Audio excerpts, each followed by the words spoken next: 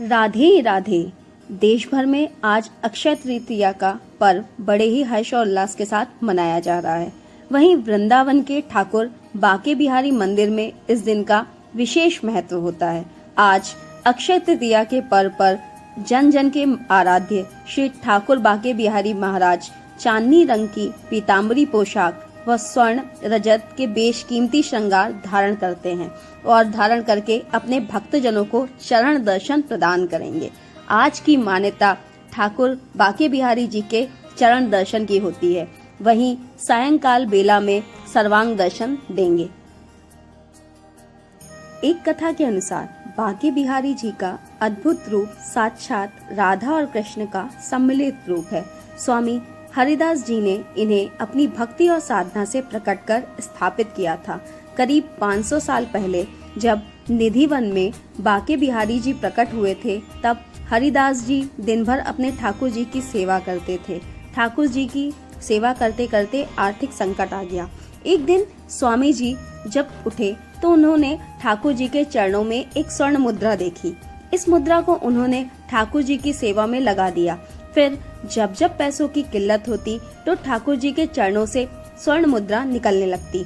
यही कारण है कि ठाकुर जी के चरणों को साल भर ढककर रखा जाता है और सिर्फ अक्षय तृतीया के दिन ही इन चरणों के दर्शन उपलब्ध होते हैं। माना जाता है कि बांके बिहारी के चरणों के दर्शन करने वाले को धन्य धान की कभी कमी नहीं होती।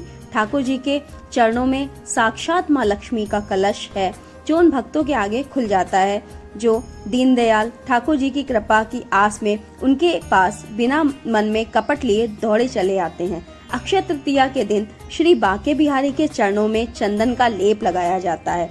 तो इसी कारण से सिर्फ अक्षय तृतीया के दिन ही वृंदावन के श्री बांके बिहारी के चरणों के दर्शन होते हैं। अगर अक्षय तृतीया के दिन की मान्यता की बात करें तो इस दिन ठाकुर जी सुबह तो राजा के भेष में चरण दर्शन देते हैं और उनके चरणों में चंदन का 1.25 किलो वजन का लड्डू भी रखा जाता है। मंदिर सेवा यत्नों की माने तो चंदन का लड्डू भी इसी मान्यता के तौर पर रखा जाता है कि स्वर्ण मुद्रा के दर्शन भक्तों को करवाए जा सके। सुबह राजा के भेष में चरण दर्शन देने के बाद शाम को ठाकुर बांके बिहारी के पूरे श्री विग्रह पर चंदन का लेपन होता है और आराध्य अपने भक्तों को सर्वांग दर्शन देते हैं। आज भी इसी परंपरा का निर्वहन ठाकुर बांके बिहारी जी का मंदिर कर रहा है। बोल बांके बिहारी लाल की जय।